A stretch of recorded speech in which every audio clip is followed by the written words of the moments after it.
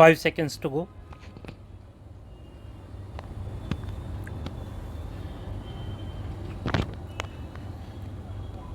Start.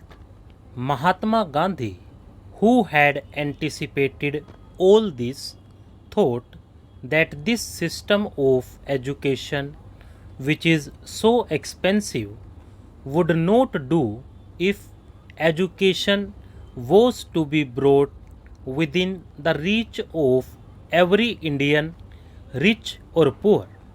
He therefore thought of a new system of education which has come to be known as basic education and which Indian and foreign educational experts have declared to be highly useful. According to Gandhiji, as far as I understood him, there are two basic merits in this new system. Firstly, education under this system is imparted not merely through books but through some kind of practical work, so that the knowledge which children acquire will not be the result of mere memorizing but of actual experience. He thought, and some of the leading educationists were at one with him, that knowledge acquired in this way created a degree of consciousness, efficiency, and a feeling of self reliance, all of which would come handy to one when starting life. Secondly, the other merit in this system, according to him, is that it brings education for all within the pale of practical possibility, because the handicraft on which children would be working would bring some return in terms of money, which would go, at least in part, to meet the expenses of their education. He was convinced that unless young scholars made this contribution towards their own education, universal education in India would never be possible. The result of all the discussions and experimentation in the field of education during the last 16 or 17 years is, in my opinion, the same that we arrived at in our discussions in the first conference held at Wardha. Educationists had admitted the utility of the new system but considered children's contribution towards their education as not only impossible but undesirable. Our experience, on the other hand, has demonstrated both the utility as well as the practicability of the system. My remarks are essentially with reference to primary and secondary education. Little has been done so far to apply this system to higher education. It is not therefore possible to say anything about it on the basis of experience.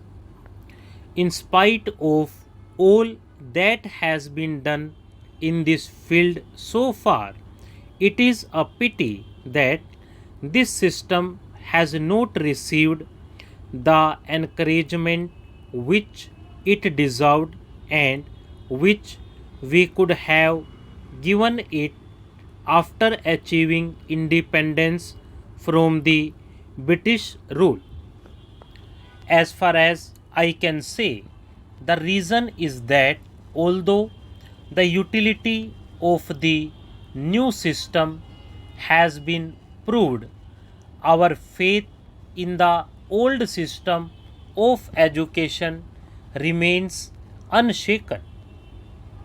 That is also why most of those who are engaged in the work of education have not given much thought to the new system.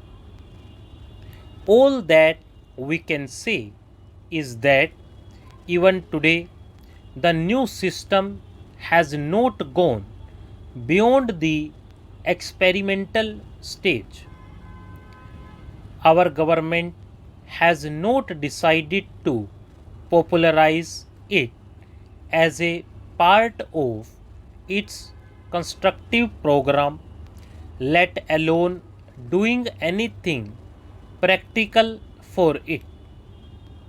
I know that in the various conferences we have had so far, resolutions have been adopted in favor of it, and government agreed that the new system should be adopted, but actually it has not been done.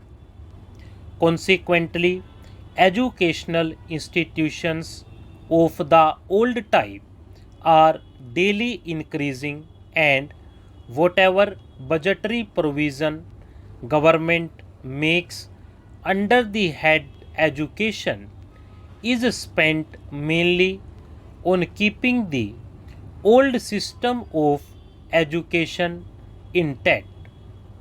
Naturally, the new system has received little encouragement.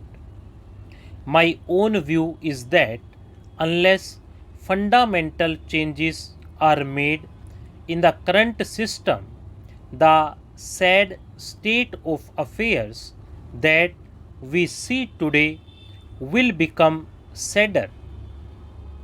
The feeling of discontent among the educated and their utter dissatisfaction with life will continue to grow. I would therefore urge that all those concerned with the education of children, our educationists, universities, and the governing bodies of colleges and schools, education ministries, etc., should give not only theoretical consideration to this problem but do something practical to change the present system of education. Unless this is done, the problem would become more and more complicated. I am very happy that the Talimi Sangh has been carrying on its work undeterred by difficulties. I cannot say that its activities have influenced educational trends in the country to any considerable extent, but I must admit that whatever is being done by it is of great value to the country. Its usefulness would be realized when, sooner or later, compelled by circumstances, we shall have to introduce fundamental changes in the system obtaining today. At that time, the experience acquired by workers of the Talimi Sangh will come handy. As I said earlier, our experiment in the sphere of primary and secondary education has been successful, and we can confidently recommend the new system to our countrymen at these two stages. We cannot say the same in respect of higher education in view of the adequacy of our experience.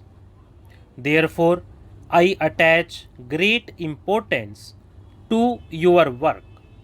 I hope the unfavorable atmosphere will not detract your workers and they would continue to do their job. Stop.